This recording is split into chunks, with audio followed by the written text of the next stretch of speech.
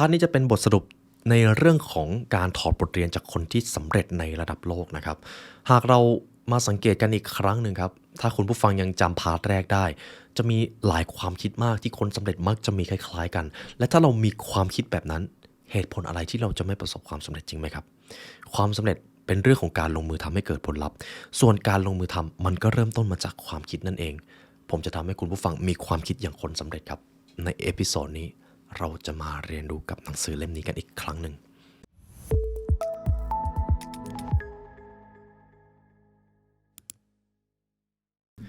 เอาล่ะครับคุณผู้ฟังอันนี้จะเป็นพาร์ทที่2ของหนังสือขโมยความคิดของคนที่เก่งที่สุดในโลกถ้าคุณผู้ฟังท่านไหนยังไม่ได้ฟังพาร์ทแรกนะครับเรียนเชิญสามารถตัวเอพิโซดแรกของหนังสือเล่มนี้เหตุผลที่ผมนำหนังสือเล่มนี้มาให้เพราะทำให้เราได้ตกผลึกถึงแนวความคิดของคนที่ประสบความสำเร็จในแต่ละวงการครับหากนิยามความสำเร็จของเราจะอิงอยู่กับความร่ำรวยการสร้างอิทธิพลให้กับโลกใบนี้การสร้างธุรกิจที่ประสบความสำเร็จหากคนเหล่านั้นคือคนที่ประสบความสำเร็จทุกท่านเชื่อไหมครับแทบทุกคนจะมีแนวความคิดบางอย่างที่มันคล้ายๆกันหรือเหมือนกันเลยถ้าไม่เชื่อนะครับลองดูบทเรียนความสำเร็จที่ผมเองเคยได้ถ่ายทอดผ่านหนังสืออย่างเช่นหากคุณอยากสำเร็จคุณจะต้องมีสิ่งนั้นคุณจะต้องคิดแบบนั้นคุณจะต้องกระทำในสิ่งนี้นี่จึงเป็นเหตุผลที่ว่าทำไมเราถึงควรมาขโมยความคิดของคนที่เก่งที่สุดในโลกกันคนต่อไปที่เราจะมาพูดถึงนะครับคือคุณสตีเฟนคิงครับชื่อนี้คุ้นๆไหมครับคุณสตีเฟนคิงครับคือนักเขียนนวนิยายเรื่องสั้นผู้เขียนบทและคอลัมนิสต์ชาวอเมริกันเขายังเป็นนักแสดงโปรดิวเซอร์รายการทีวีและเป็นผู้กำกับหนังที่มีชื่อเสียงด้วยครับคุณสตีเฟนคิงนั่นเองสิ่งที่อยากให้มาเรียนรู้กับผู้ชายท่านนี้อย่างแรกเลยคือความคิดสร้างสรรค์ของเขาสูงมากเขาเป็นคนที่ทำงานหนัก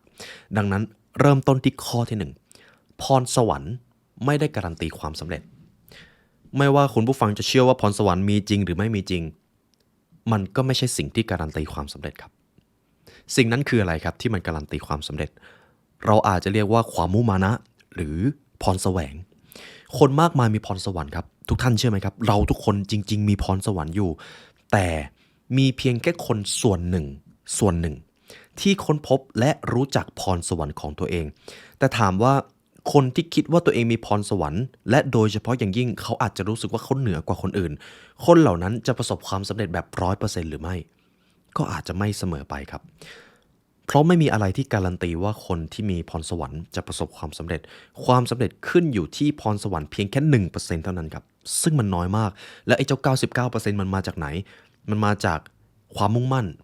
การอุทิศตนหรือคำว่า dedication ซึ่งผมชอบคำนี้มากความขยันความอุตสาหะการทำงานหนักนั่นคือ 99% ที่เราต้องสร้างให้เกิดขึ้นครับเขาเคยมีเหตุการณ์หนึ่งก็คือเคยมีคนเปรียบเทียบระหว่างคนที่มีพรสวรรค์กับคนที่ทำงานหนักใครจะมีโอกาสประสบความสำเร็จมากกว่ากันบางคนอาจจะบอกว่าการมีพรสวรรค์เนี่ยมันได้เปรียบมากกว่าแน่นอนมันมีโอกาสมากกว่าแน่นอนเพราะถ้าคุณไม่มีพรสวรรค์ต่อให้คุณทำงานหนักไปทั้งชีวิตคุณอาจจะไม่ก้าวหน้าอันนี้คือกรอบความคิดของกลุ่มคนประเภทแรกแต่กลุ่มคนประเภทที่2ก็บอกว่าคนที่ทำงานหนักมันต้องมีโอกาสมากกว่าสิเพราะต่อให้คุณมีพรสวรรค์แต่ถ้าคุณไม่ทำงานหนักความสำเร็จก็ไม่มีทางเกิดขึ้นได้ผมจะถามคุณผู้ฟังก่อนว่าคุณเชื่อในประโยคไหนครับคุณเชื่อในแนวความคิดไหนคำตอบนะครับทั้งสองความคิดถูกทั้งคู่ครับ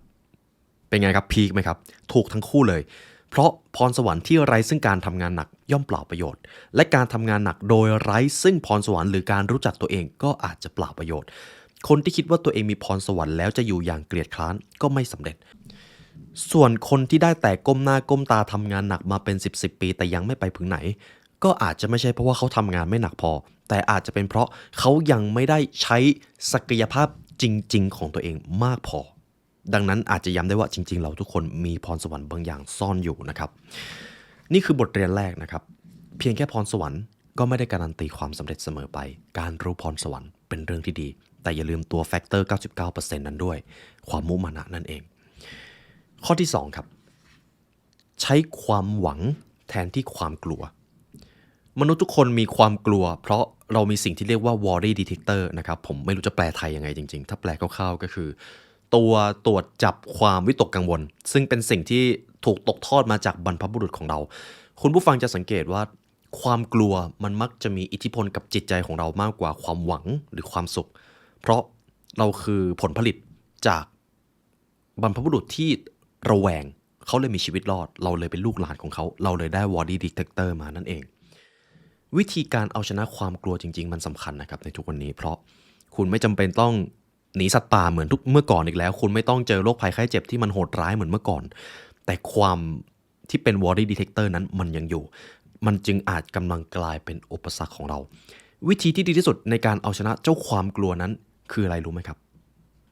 การลงมือทำเพราะส่วนใหญ่สิ่งที่มนุษย์วันนี้ปรารถนาคือความสำเร็จแล้วการที่จะไปถึงความสำเร็จได้มันไม่สามารถได้มาจากการนั่งฝันอย่างเดียวแน่ๆใช่ไหมครับการลงมือทำนั่นแหละจะเป็นตัว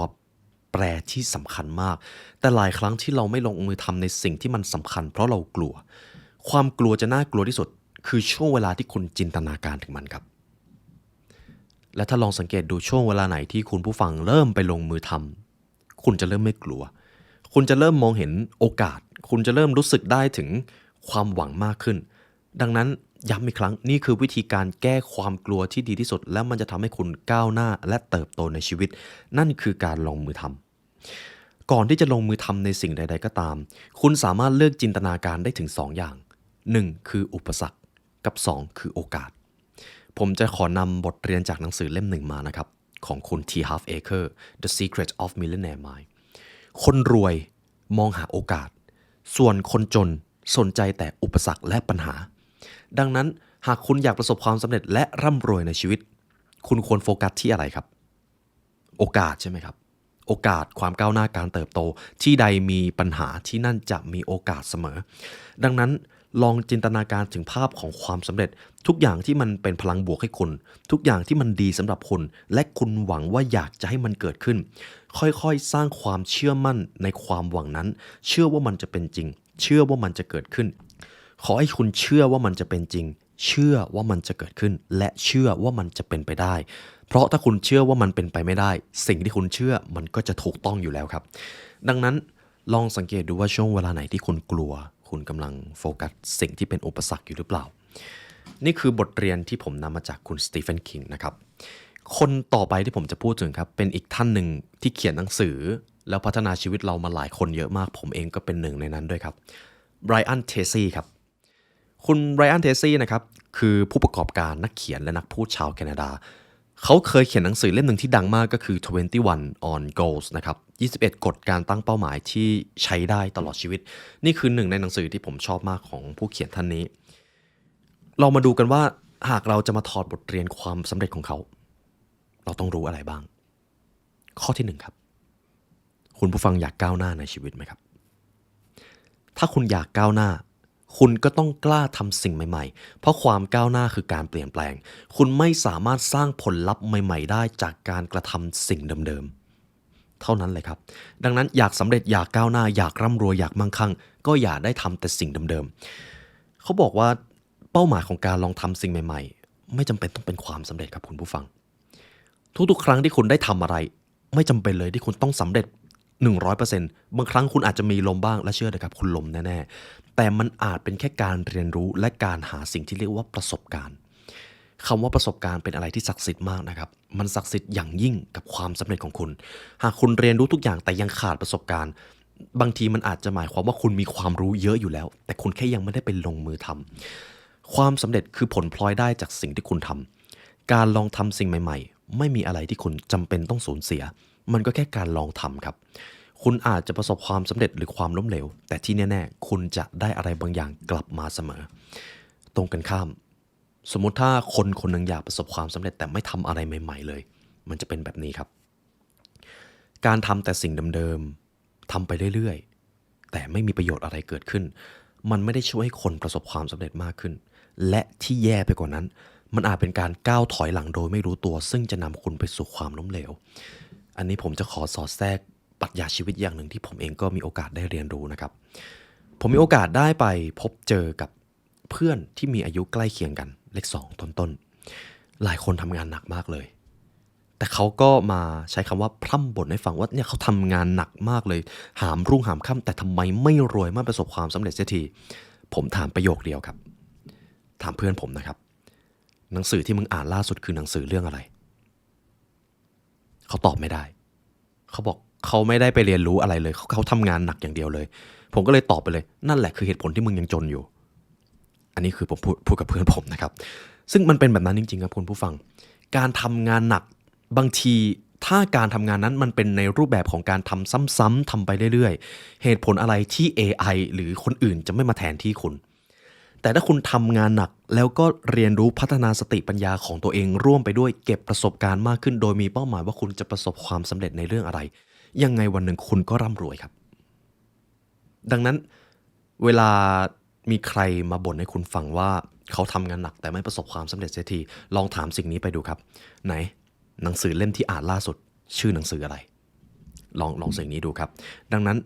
อยากก้าวหน้าต้องทำสิ่งใหม่ๆเรียนรู้สิ่งใหม่ๆหาประสบการณ์ใหม่ๆนี่คือปรัชญาข้อที่1ไม่ต้องแปลกใจเลยครับทำไมคุณไบรอันเทรซี่ประสบความสำเร็จข้อที่2ชีวิตคุณจะไม่มีวันดีไปกว่าสิ่งที่คุณเป็นครับไม่ใช่สิ่งที่คุณทำอันนี้ผมว่าลึกซึ้งมากผมจะย้ำอีกครั้งนะครับ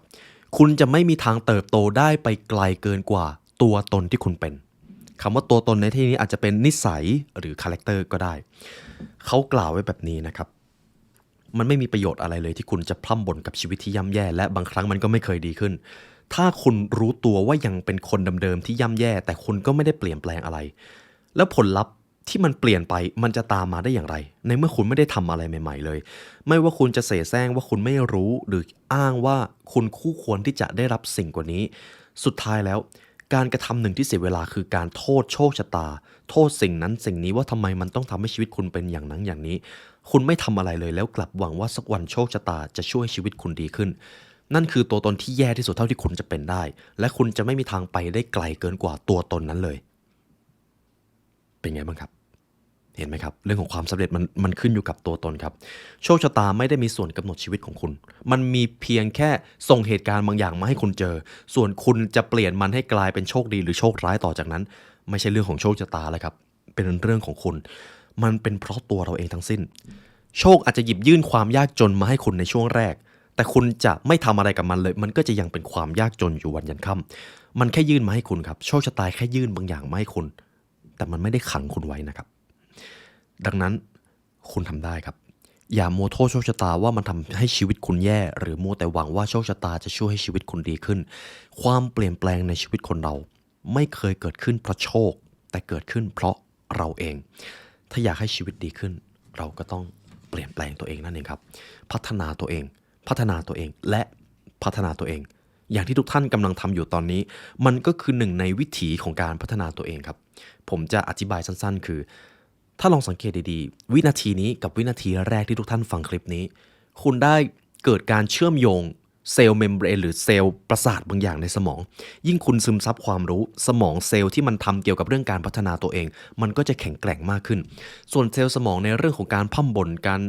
ทำนิสัยไม่ดีมันก็จะฝ่อลงมันคือการเชื่อมโยงนิวรอนในสมองนะครับซึ่งคำศัพท์อาจจะยากนิดหนึ่งนะครับต่อไปเรามาดูปรัชญาของคุณไบรอันเทรซี่นะครับข้อต่อไปสมมุติว่าคุณผู้ฟังนึกถึงตัวตนที่ดีที่สุดเท่าที่คุณจะเป็นได้เลยเขาจะต้องเป็นแบบไหนครับพูดจาอย่างไรใช้ชีวิตแบบไหนมีบ้านแบบไหนมีรถแบบไหนถ่อมตัวหรือเปล่าลองคิดดูครับแล้วมีทัศนคติต่องานที่ทำอย่างไรนึกถึงคนคนนั้นไว้นะครับเพราะนี่จะเป็นปรัชญาชีวิตของคุณไบรอันเทรซี่จงนึกถึงสิ่งที่ดีที่สุดที่คุณอยากเป็นครับชีวิตนี้ไม่สำคัญว่าคุณจะเป็นใครแต่มี2 สิ่งที่สำคัญคือคุณต้องยอมรับในสิ่งที่ตัวเองเป็นและคุณต้องพัฒนาตัวเองเท่าที่คุณจะทำได้และต้องทำให้ดีที่สุดด้วยการยอมรับในสิ่งที่ตัวเองเป็นหมายถึงการเห็นข้อดีและยอมรับข้อเสียของตัวเองครับไม่จำเป็นที่คุณจะต้องรู้สึกแย่กับจุดด้อยของตัวเองเลยไม่จำเป็นแค่ต้องยอมรับมันเพื่อที่ว่าหากคุณยอมรับจุดนั้นได้แล้วคุณก็จะรู้แล้วว่าโอเคคุณอยู่ตรงนี้ของแผนที่ชีวิตและคุณก็จะเดินไปอีกจุดหนึ่งดังนั้นจุดเริ่มต้นคือคุณต้องรู้ก่อนว่าคุณอยู่ตรงไหนเราทุกคนอยากพัฒนาตัวเองครับการพัฒนาคือสิ่งที่เป็นบวกและจำเป็นต้องเริ่มจากจุดเริ่มต้นที่เข้าใจและได้เดินตามเส้นทางของตนอย่าลืมว่าความสำเร็จในชีวิตมันขึ้นอยู่กับตัวเราครับและตัวเราจะเป็นอย่างไรก็ขึ้นอยู่กับสิ่งที่เราคิดและสิ่งที่เราสามารถเป็น จงตั้งเป้าหมายถึงสิ่งที่ดีที่สุดเท่าที่เราอยากจะเป็นได้นั่นเองครับนี่คือเหตุผลที่ผมเชื่อว่าคุณแบรนด์เทซี่เขียนหนังสือการตั้งเป้าหมายมาเพราะกรอบความคิดของเขาเอื้ออำนวยในสิ่งนี้ข้อต่อไปครับหัวข้อนี้ผมชอบมากเราสอนตัวเองมากกว่าที่สอนคนอื่นอย่างไรสำหรับมนุษย์นะครับการเรียนรู้ของคนเรามันมีหลายวิธีมากไม่ว่าจะด้วยการเจอจริงการฟังจากคนอื่นการอ่านหนังสือการเรียนรู้จากประสบการณ์มีเพียบไปหมดเลยครับแต่ยังมีอีกวิธีหนึ่งที่ช่วยให้คุณเรียนรู้ได้ดีเหมือนกันเลยครับมันคือการถ่ายทอดและการแบ่งปันครับการสอนนั่นเองทุกท่านเชื่อไหมครับเวลาเราสอนคนอื่นคนที่ได้ผลประโยชน์จากความรู้นั้นมากที่สุดไม่ใช่คนเรียนนะครับคนสอนครับใช่ครับผมเองก็กำลังได้บทเรียนจากหนังสือเล่มนี้มากที่สุดเพราะผมเป็นคนสอนผมจะต้องเข้าใจในสิ่งที่ตัวเองพูดนั่นเองดังนั้นเวลาคุณผู้ฟังได้เรียนอะไรมาใหม่ๆจริงๆคุณอาจจะไม่จำเป็นต้องสอนให้คนอื่นก็ได้ครับอัดคลิปเสียงเพราะคุณต้องสอนตัวเองถ้าคุณอัดคลิปเสียงแล้วคุณฟังแล้วไม่เข้าใจนั่นก็เป็นสัญญาณที่ดีว่าคุณอาจจะต้องเกลาความคิดของตัวเองอีกรอบหนึ่งพอคุณสามารถเกลาความคิดของตัวเองจนสามารถอธิบายได้ชัดเจนแล้วนั่นแสดงว่าคุณเข้าใจเนื้อหานั้นอย่างถ่องแท้นั่นเองและมันเป็นเหตุผลสำคัญว่าทำไมคนที่ประสบความสำเร็จถึงไม่ค่อยปิดบังเคล็ดลับความสำเร็จของพวกเขาเพราะพวกเขาชอบให้ความรู้ให้คำแนะนำให้คำปรึกษาเพื่อพวกเขาจะได้ตอกย้ำความสำเร็จของตัวเองเพราะพวกเขารู้ว่าการสอนคนอื่นคือการให้ความรู้กับตัวเองที่ดีที่สุดในรูปแบบหนึ่งดังนั้นครับไม่มีอะไรดีไปกว่าการเรียนรู้สิ่งที่คุณไม่รู้แต่ยังมีอีกวิธีที่ดีกว่านั้นก็คือการเรียนรู้สิ่งที่คุณรู้ซ้ำแล้วซ้ำอีกการสอนมันเปรียบเสมือนการที่คุณเรียนรู้สิ่งเดิมซ้ำๆครับดังนั้นหาโอกาสสอนตัวเองอัดคลิปเสียงถ่ายทอดให้ตัวเองหรือบางท่านอาจจะชอบจดแล้วก็มานั่งอ่านสิ่งที่ตัวเองเลคเชอร์เอาไว้นั่นก็เป็นอีกหนึ่งในรูปแบบการสอนตัวเองครับหรือถ้าคุณอยากจะแบ่งปันความรู้ดีๆให้กับผู้อื่นทำคลิปสอนพวกเขาคลิปสั้นมี YouTube มีทำเลยครับหนังสือจะเขียนได้ครับและคุณจะซึมซับบทเรียนเหล่านั้นมากที่สุดคนหนึ่งเลยข้อต่อไปนะครับยังเป็นปรัชญาชีวิตของคุณไบรอัน เทซี่อย่ารอโอกาสจากใครครับจงก้าวออกไปหาโชคที่คุณอยู่ผมว่าอันนี้เป็น Secret Sauce หรือความลับของคนที่ประสบความสำเร็จนะครับพวกเขาไม่เคยรอโอกาสหรือรอโชคนะครับพวกเขา shape the future ครับหรือสร้างอนาคตด้วยวิสัยทัศน์ของตัวเองอันนี้จะเป็นความลับของคนที่ประสบความสำเร็จพวกเขาไม่นั่งรอคอยโชคโดยไม่ทำอะไรเลยพวกเขาจะรอคอยโชคในสิ่งที่พวกเขาทำเท่านั้นหากเขาไม่ได้ทำเขาก็จะไม่รอถ้าเขาทำแสดงว่ามันจะต้องมีโชคบางอย่างเกิดขึ้นในอนาคตดังนั้นวิธีแสวงหาโชคของพวกเขาคือการมองหาโอกาสและลงมือทำครับสิ่งที่คนนั่งบ่นว่าตัวเองไม่ค่อยมีโชคแต่เขาอาจจะยังไม่ได้ตระหนักสิ่งนี้โชคมีอยู่ทุกที่เพียงแค่คุณต้องก้าวออกไปหามันครับคุณไม่จำเป็นต้องรอคอยโชคเพราะโชคมันรอคุณอยู่คุณแค่ต้องออกไปแสวงหา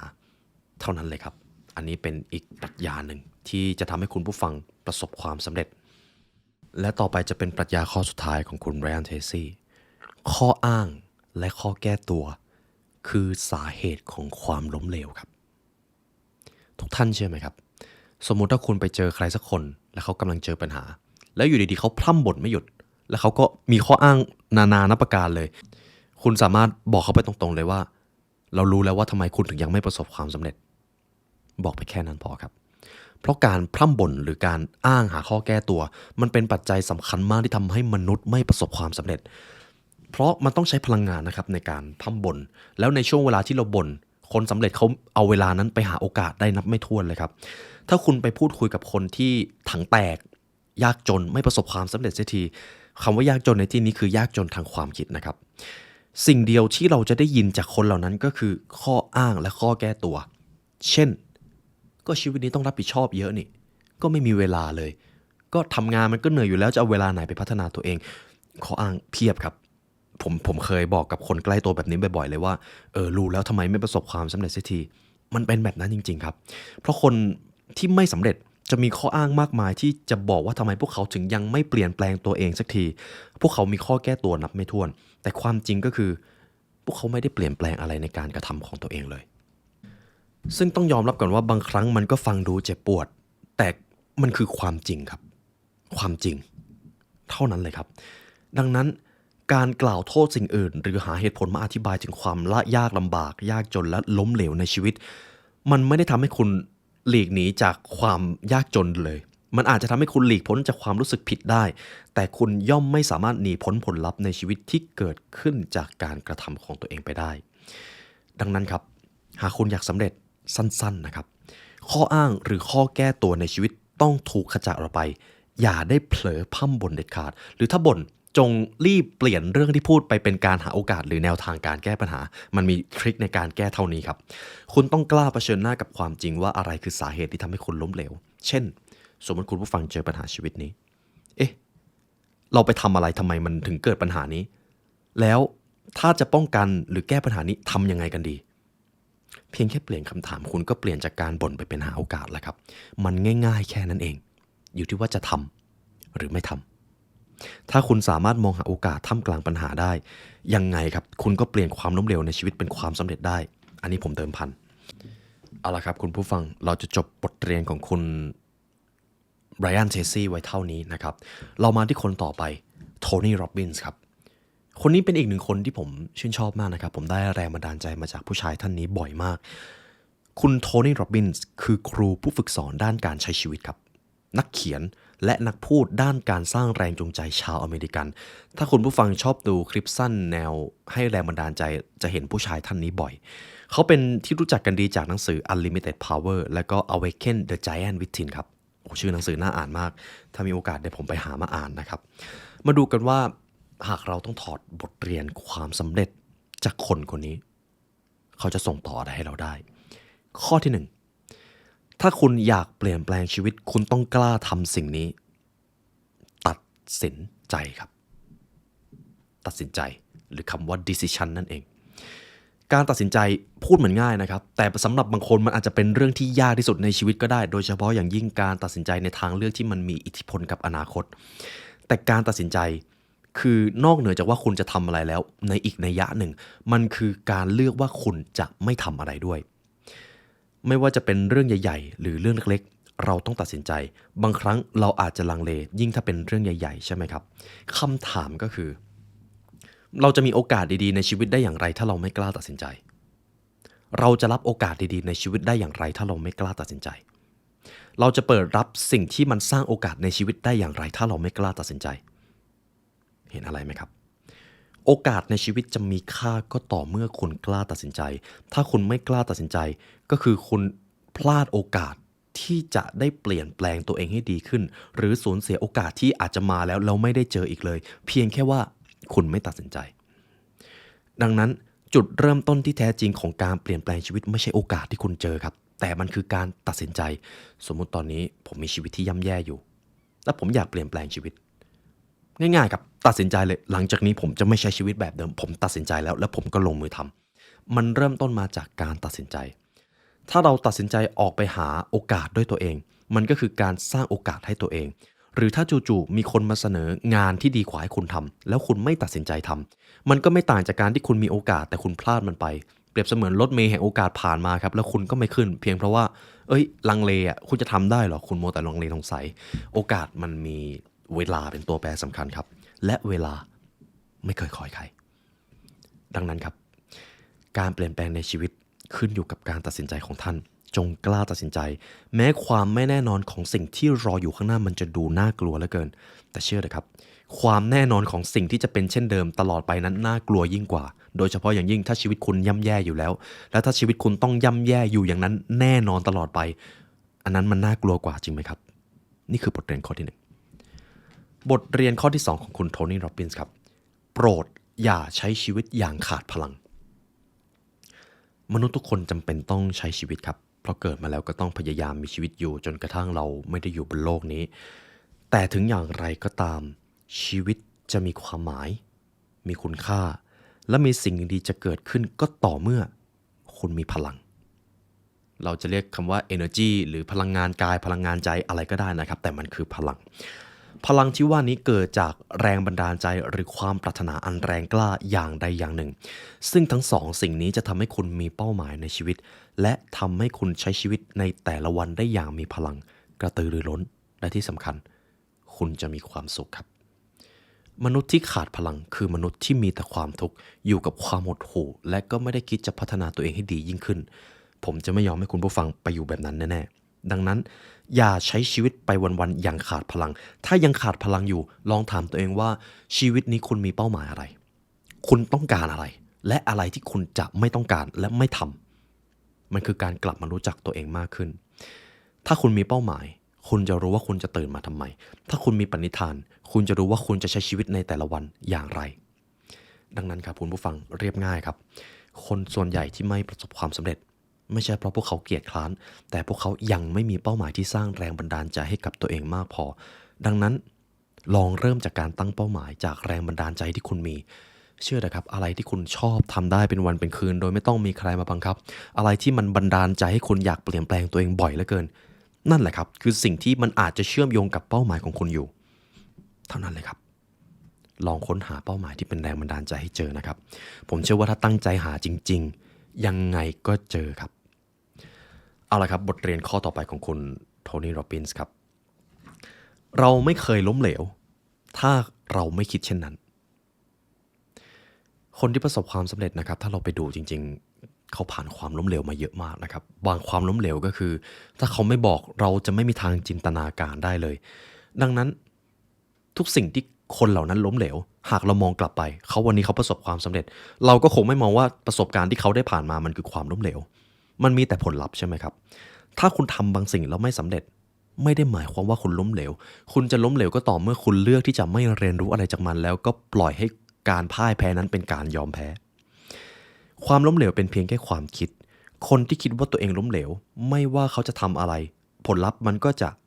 ล้มเหลวครับเขาก็จะล้มเหลวอยู่อย่างนั้นส่วนคนที่คิดว่าตัวเองไม่ล้มเหลวแม้เขาจะทำบางสิ่งได้แย่หรือทำไม่สำเร็จเขาก็ยังไม่ล้มเหลวเพราะคำว่ายังไม่สำเร็จกับคำว่าล้มเหลวมันต่างกันครับ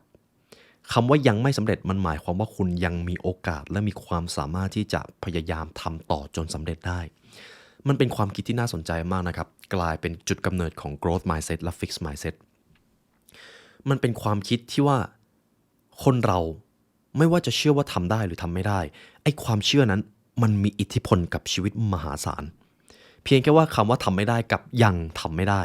มันก็สามารถสะท้อนถึงกรอบความคิดของคนคนนั้นได้แล้วนะครับดังนั้นเวลาคุณผู้ฟังทำอะไรแล้วมันเกิดผิดพลาดอย่าเพิ่งบอกว่าคุณล้มเหลวครับบอกไปว่าตอนนี้แค่ยังทำไม่สำเร็จและตอนนี้คุณก็กำลังพัฒนาให้มันกลายเป็นความสำเร็จอยู่เพียงแค่เปลี่ยนคำพูดคุณก็จะตัดความล้มเหลวออกไปจากชีวิตได้เลยครับเพียงแค่เปลี่ยนมาเป็น growth mindset นั่นเอง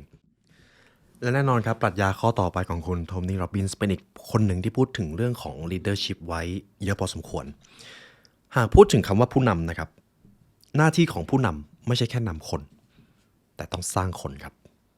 ซึ่งคุณผู้ฟังครับเชื่อไหมครับวันหนึ่งท่านจะได้เป็นผู้นำพอท่านทำงานเก่งขึ้นเชี่ยวชาญมากขึ้นเดี๋ยวก็จะมีคนอยากมาเรียนรู้กับคุณ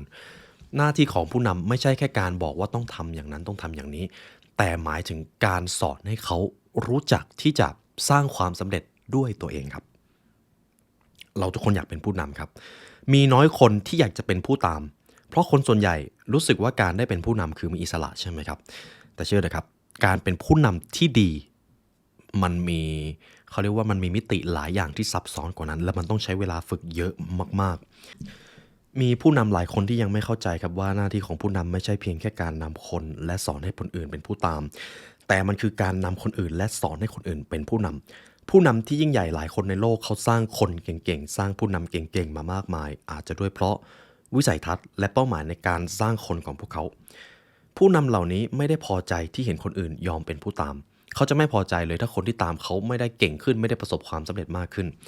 พวกเขาจะภูมิใจอย่างยิ่งหากเห็นคนอื่นเรียนรู้แบบอย่างจากพวกเขาและสามารถกลายเป็นผู้นำได้ในอนาคตดังนั้นย้ำอีกครั้งครับใครก็ตามที่เป็นผู้นำหรือกำลังคิดที่จะเป็นผู้นำขอให้จำบรรดาหลักคิดของผู้นำที่ยิ่งใหญ่ในระดับโลกไว้ว่าหน้าที่ของคนไม่ใช่แค่การนำคนแต่ต้องสร้างคนถ้าเราจะสอนให้คนอื่นทำงานต้องสอนให้เขาทำงานอย่างผู้นำไม่ใช่ผู้ตามถ้าเราจะสอนให้คนอื่นคิดต้องสอนให้เขาคิดอย่างผู้นำและคนที่ประสบความสำเร็จไม่ใช่เป็นเพียงแค่ผู้ตามและคนที่ไม่ประสบความสำเร็จเท่านั้นเลยครับยิ่งคุณสร้างคนที่ประสบความสำเร็จได้เยอะมากเท่าไหร่คุณจะยิ่งมีคุณค่าคุณจะยิ่งได้รับการยกย่องและคุณจะกลายเป็นคนที่ยิ่งใหญ่อย่างแท้จริงครับโดยที่คุณไม่จำเป็นต้องเรียกร้องเลย นี่คือบทเรียนจากคุณโทนี่โรบินส์นะครับแล้วหวังว่าจะเป็นแรงบันดาลใจให้กับคุณผู้ฟังได้เยอะพอสมควรเลยสำหรับผู้ชายท่านนี้เรามาดูปรัชญาความสำเร็จข้อต่อไปกันครับว่าเราจะมาพูดถึงใครคนต่อไปที่เราจะมาพูดถึงกันมีชื่อว่าคุณอัลเบิร์ตไอน์สไตน์ครับชื่อนี้รู้จักทุกคนแน่นอนจินตนาการสำคัญกว่าความรู้ใช่ไหมครับคุณอัลเบิร์ตไอน์สไตน์ครับคือนักฟิสิกส์ทฤษฎีชาวเยอรมันเขาคือผู้ค้นพบและพัฒนาทฤษฎีสัมพัทธภาพทั่วไปครับ The General Theory of Relativity และมีส่วนร่วมในการพัฒนากลศาสตร์ควอนตัมด้วยเขาได้รับรางวัลโนเบลสาขาฟิสิกส์ในปี 1921 จากการอธิบายปรากฏการณ์โฟโตอิเล็กทริกและจากการทำประโยชน์แก่ฟิสิกส์ทฤษฎีและได้รับการยอมรับอย่างกว้างขวางจนถึงทุกวันนี้นะครับแทบจะไม่ต้องอธิบายความสำเร็จและความยิ่งใหญ่ของผู้ชายคนนี้เลยเขาคือคนที่ทำให้คุณผู้ฟังต้องไปเรียนฟิสิกส์ในหมวดของวิทย์คณิตยากๆนะครับแต่เขาก็เป็นคนที่ทำให้โลกวิวัฒนาการแบบก้าวกระโดดเช่นกันมาดูกันว่าเหตุผลที่ทำให้เขายิ่งใหญ่มาจนถึงทุกวันนี้ได้คืออะไรแล้วถ้าเราจะถอดความคิดหรือแนวความฉลาดของเขามาเราจะเรียนรู้อะไรได้บ้างอย่างที่หนึ่งขอท่านจงใช้พรสวรรค์ของคนให้เป็นครับคำว่าใช้พรสวรรค์ของคนให้เป็นคืออะไรย้อนกลับมาที่เรื่องพรสวรรค์นะครับพรสวรรค์ของแต่ละคนแตกต่างกันเพราะเราไม่ได้เกิดมาเพื่อที่จะทำทุกสิ่งเราเกิดมาเพื่อที่จะทำบางสิ่งและต้องทำสิ่งนั้นให้ดีบางสิ่งที่เราจะประสบความสำเร็จกับมันก็ควรเป็นสิ่งที่เราทำได้ดีดังนั้นการที่เราทำบางสิ่งไม่ดีหรือล้มเหลวจึงไม่ได้หมายถึงความโง่เพียงแค่ว่าคุณอาจจะยังไม่ได้ทำในสิ่งที่ใช่ไม่ใช่แค่คนทั่วไปที่ต้องตระหนักในเรื่องนี้ครับแต่ที่สำคัญกว่านั้นคือคนที่จะเป็นผู้นำยิ่งต้องตระหนักว่าแต่ละคนมีพรสวรรค์ไม่เหมือนกันเลยบางคนไม่สามารถทำบางสิ่งได้ดีถ้าเทียบกับอีกคนหนึ่งคนทุกคนล้วนมีความสามารถมีพรสวรรค์และเป็นอัจฉริยะในบางสิ่งเราต้องมอบหมายสิ่งที่ถูกต้องให้พวกเขาทำเราต้องรู้จักมองเห็นและใช้พรสวรรค์ของคนให้เป็นเราถึงจะเห็นสิ่งที่ดีที่สุดจากพวกเขาครับดังนั้นหากใครมาบอกว่าคุณผู้ฟังโง่หรือทำสิ่งนั้นไม่ดีเขาไม่ได้ด่าคุณครับเขาด่าตัวเองเพราะเขาไม่รู้ด้วยซ้ำว่าพรสวรรค์ของคุณคืออะไรเท่านั้นเลยครับคนที่ฉลาดจะรู้ว่าใครสามารถทำอะไรได้ดีที่สุดและจะมอบหมายสิ่งที่พวกเขาแต่ละคนเกิดมาเพื่อทำให้พวกเขาทำและผลงานของทุกคนก็จะยอดเยี่ยมครับตระหนักในสิ่งนี้ไว้ครับใช้จุดเด่นหรือพรสวรรค์ของคนให้เป็นครับเรามาดูปรัชญาข้อต่อไปแก้ปัญหาด้วยวิธีคิดที่แตกต่างผมจะอธิบายแบบนี้นะครับการที่เราต้องการแก้ปัญหาในเรื่องอะไรก็แสดงว่าเราต้องการผลลัพธ์ใหม่ซึ่งไอ้เจ้าการที่เราต้องการผลลัพธ์ใหม่มันจะเกิดขึ้นก็ต่อเมื่อเราทำสิ่งที่มันต่างไปจากเดิมคุณไอน์สไตน์เขาเคยวางประโยชน์หนึ่งให้กับชาวโลกไว้ก็คือคุณไม่สามารถได้ผลลัพธ์ใหม่ๆจากการทำสิ่งเดิมๆสั้นๆครับสั้นมากแต่ลึกซึ้งมากเช่นกันคนที่ฉลาดไม่ว่าจะในการทำงานทำธุรกิจหรือการใช้ชีวิตย่อมรู้จักปรับเปลี่ยนมุมมองและความคิดพร้อมเปิดรับสิ่งใหม่ๆที่ดีกว่ามีแต่คนที่โง่เขลาเท่านั้นที่ยึดติดอยู่กับมุมมองและความคิดเดิมๆของตัวเองอย่างไม่ยอมเปลี่ยนแปลงแต่กลับหวังถึงผลลัพธ์ใหม่ๆเท่านั้นเลยครับดังนั้นผมจะอ่านตรงนี้ให้ฟังนะครับคนที่ไม่ยอมคิดอะไรที่แตกต่างมักจะเจอปัญหาเดิมๆผิดพลาดเรื่องเดิมๆและก็ล้มเหลวเรื่องเดิมๆไม่มีอะไรที่จะช่วยดึงเขาออกมาที่ตรงนั้นได้นอกจากเขาจะเริ่มปรับเปลี่ยนความคิดยอมเปิดโลกทัศน์และวิสัยทัศน์ของตนเมื่อถึงวันนั้นความคิดของเขาจึงจะพัฒนาขึ้นและการแก้ปัญหาทุกครั้งก็จะช่วยเขาเติบโตขึ้นจากการทำสิ่งใหม่ๆนั่นเองดังนั้นครับนี่คือเรื่องที่สำคัญมากหากคุณต้องการเปลี่ยนแปลงในชีวิตคุณต้องทำสิ่งใหม่ๆเรามาดูปรัชญาข้อต่อไปกันครับเรียนรู้10 ครั้งไม่เท่าประสบการณ์ครั้งเดียวนี่คือคำพูดจากชายที่สร้างทฤษฎีกล้องโลกนะครับเรียนรู้10 ครั้งก็ไม่เท่าประสบการณ์เพียงแค่ครั้งเดียวเราทุกคนแน่นอนครับควรเรียนรู้อย่างไม่มีที่สิ้นสุดเพราะความรู้คืออำนาจแต่การสะสมความรู้เพียงอย่างเดียวไม่ได้ช่วยคนเราประสบความสำเร็จเปรียบเสมือนมีเครื่องมืออยู่หลังกระเป๋ามีทั้งค้อนมีทั้งเลื่อยมีทั้งสว่านมีทั้งสิวมีทุกอย่างเลยแต่ไม่เคยเอาออกมาใช้เลยมันก็อาจจะไม่มีประโยชน์จริงไหมครับมีคนจำนวนมากที่รู้ไปเสียทุกอย่างแต่พอลงมือทำแล้วก็กลับล้มไม่เป็นท่าเพราะความรู้มันเป็นตัวช่วยของความสามารถจริงครับแต่ไม่ใช่ตัวช่วยพัฒนาความสามารถ ดังนั้นถ้าอยากฉลาดด้วยแล้วเก่งด้วยก็คือเรียนรู้ผสมพบเจอประสบการณ์จริงไม่ว่าสิ่งใดก็ตามที่คุณผู้ฟังทำการเรียนรู้จะให้ได้ความได้เปรียบมาที่ส่วนหนึ่งแต่ประสบการณ์จะให้ความรู้ที่แท้จริงผมชอบคำหนึ่งที่ผมเคยได้อ่านไว้ในหนังสือ Same as Ever คุณจะไม่ได้เรียนรู้อะไรอย่างลึกซึ้งเลยจนกระทั่งคุณได้เริ่มต้นลงมือทำจริงๆเท่านั้นแหละคุณจะเข้าใจเลยคุณจะไม่มีทางเข้าใจเรื่องการลงทุนจริงๆเลยจนกระทั่งคุณลงเงินไปแล้วคุณขาดทุนครั้งแรกคุณจะเข้าใจเลยคุณจะไม่เข้าใจความเจ็บปวดในการบริหารธุรกิจจนกระทั่งคุณเปิดบริษัทแล้วเกิดขาดทุนในปีแรกแล้วคุณจะเข้าใจอย่างลึกซึ้งเลยมันเป็นแบบนั้นครับชีวิตเป็นแบบนั้นประสบการณ์จริงจะสอนคุณได้อย่างลึกซึ้งเสมอฉะนั้นคำกล่าวจากคุณไอน์สไตน์นะครับหากอยากจะทำบางสิ่งจงใช้เวลากับการเรียนรู้ให้พอหรือมากเท่าที่จำเป็นอย่าเสียเวลากับการเรียนรู้ที่นานเกินไปหาโอกาสที่จะได้ลงมือทำและหาประสบการณ์ครับดังนั้นถ้าประสบการณ์ในความล้มเหลวเป็นตัวช่วยให้คุณประสบความสำเร็จได้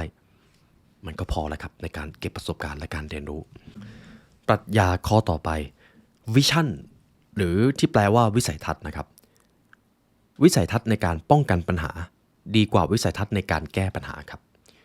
คืออันนี้คือสิ่งที่ผมอยากจะให้เราลองมาคิดตามกันมากเลยเรามักจะไม่ค่อยพูดถึงเรื่องของการป้องกันปัญหาเท่ากับการที่มีฮีโร่สักคนมาแล้วก็แก้ปัญหาให้หายไปเลยสมมุตินะครับตอนนี้โลกของเราเจอสภาวะโลกร้อนใช่ไหมครับสมมุติถ้าผมเป็นวีรบุรุษมีพลังพิเศษสามารถทำให้โลกเนี่ยกลับมาที่อุณหภูมิปกติได้ทุกคนจะแบบเฮเลยใช่ไหมครับโอ้โหผมนี่เป็นเทพบุตรขี่ม้าขาวมากเลยแต่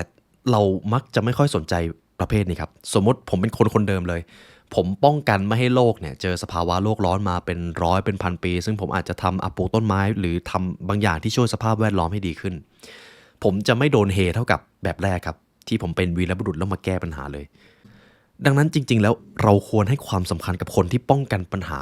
มากกว่าการแก้ปัญหาครับเพราะการแก้ปัญหาคือมันเกิดแล้วมันเกิดความเสียหายแล้วแต่คนที่ป้องกันปัญหาความเสียหายมันจะไม่เกิด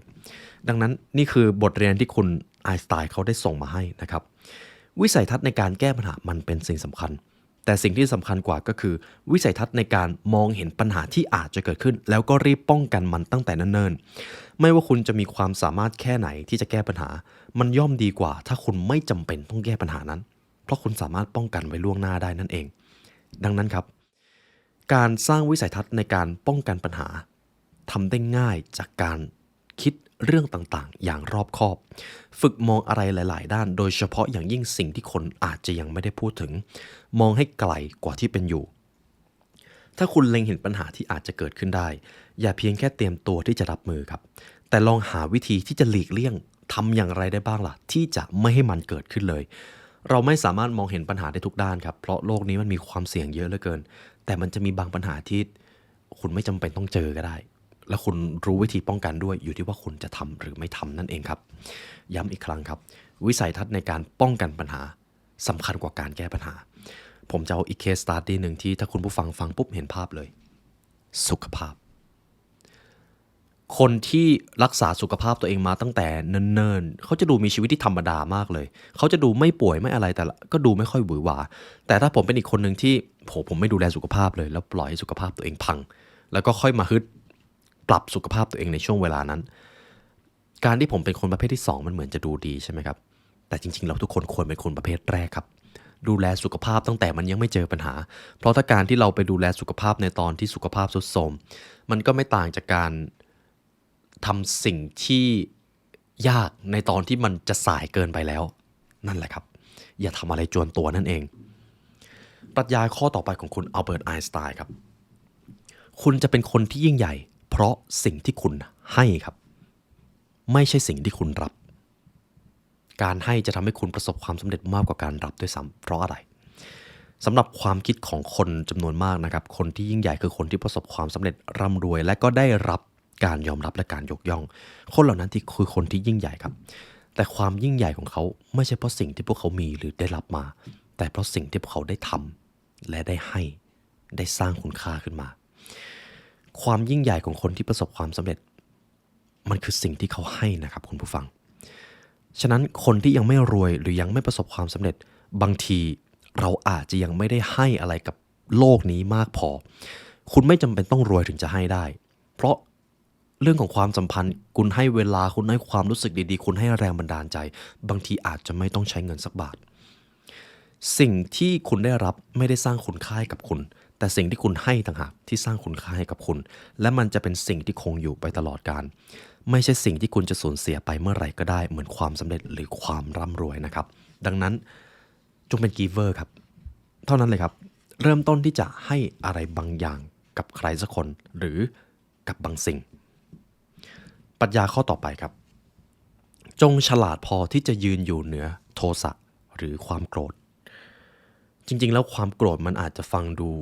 ไม่ค่อยจะเป็นอุปสรรคเท่าไหร่ใช่ไหมครับแต่จริงๆแล้วมันเป็นอุปสรรคของทุกสิ่งทุกอย่างบนเส้นทางความสำเร็จนะครับลองสังเกตดูว่าเวลาเราโกรธแล้วไปตัดสินใจอะไรในช่วงเวลานั้น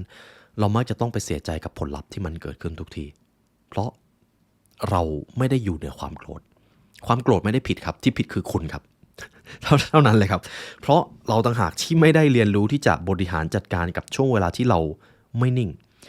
ความโกรธรวมไปถึงความไม่พอใจต่างๆในชีวิตการไม่ให้อภัยกับความผิดพลาดของตัวเองการไม่ยอมรับความล้มเหลวหรือการไม่ยอมปล่อยวางสิ่งที่เกิดขึ้นสิ่งเหล่านี้เป็นส่วนสำคัญและเป็นที่มาของความโกรธและมันจะทำให้คุณไม่สามารถปล่อยวางได้เลยและที่สำคัญคือคุณไม่มีความสุขเพราะเจ้านี่แหละครับการไม่ปล่อยวางดังนั้น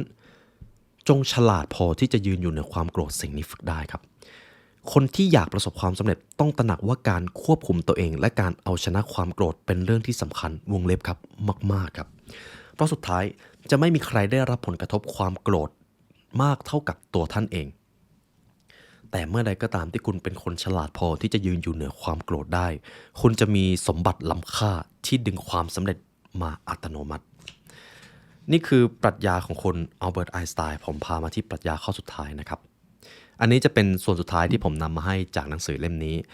และก่อนที่เราจะมาถึงบทเรียนสุดท้ายนะครับหากคุณผู้ฟังต้องการเรียนรู้บทเรียนต่างๆจาก The Library ให้ลึกซึ้งกว่านี้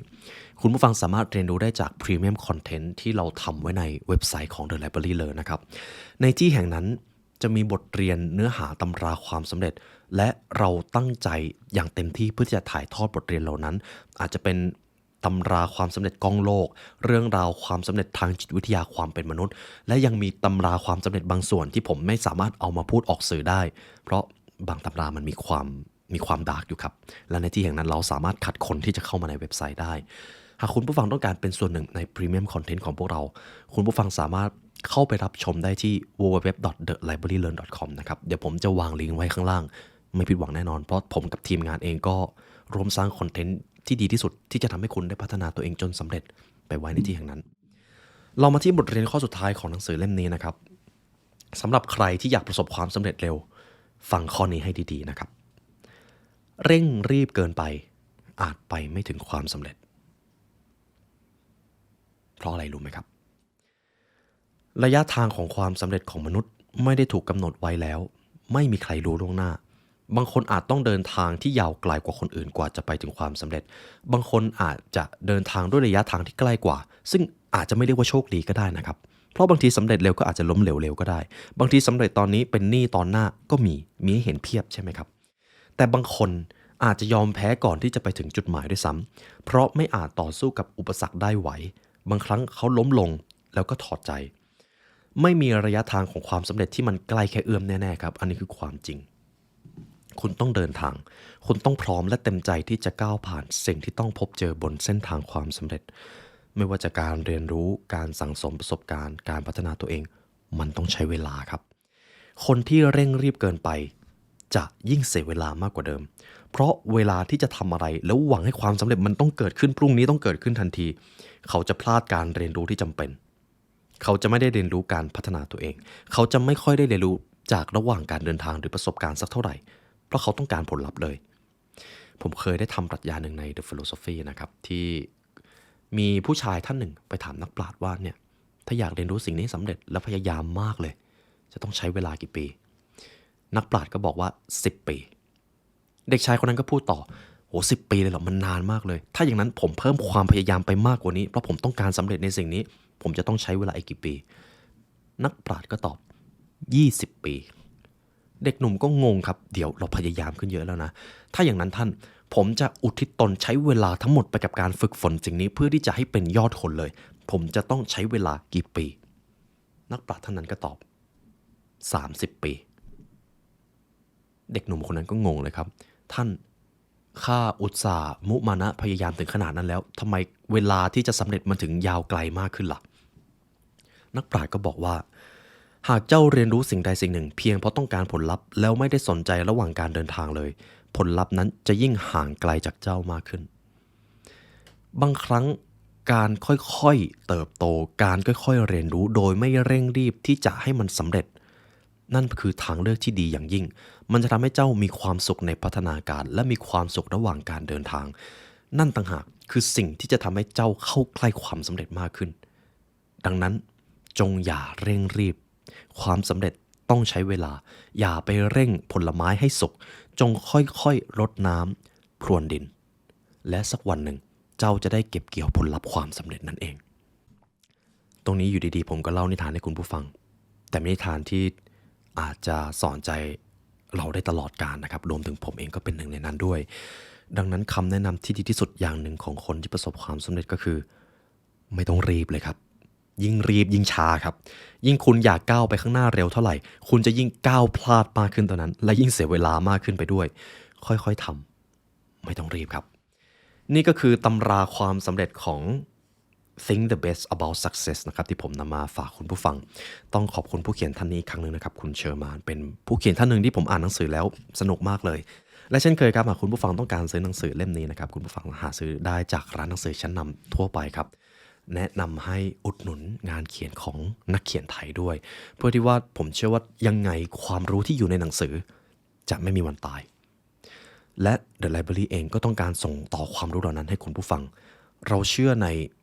ความรู้และศักยภาพการเรียนรู้ของมนุษย์สิ่งนี้จะเป็นความจริงเสมอที่ว่าความรู้คืออำนาจและเป็นตัวกำหนดความสำเร็จในชีวิตและเราจะส่งต่อสิ่งนั้นให้กับคุณผู้ฟังครับเช่นเคยครับหากทุกท่านฟังมาถึงตรงนี้ผมรู้สึกยินดีและเป็นเกียรติอย่างยิ่งที่เรามีโอกาสได้มาเรียนรู้ด้วยกันในวันนี้ได้เวลาอันสมควรแล้วครับทีมงาน The Library Learn และตัวผมไลออนยุวศิลป์ขอลาไปก่อนขอให้วันนี้เป็นวันที่ดีของทุกท่านนะครับสวัสดีครับ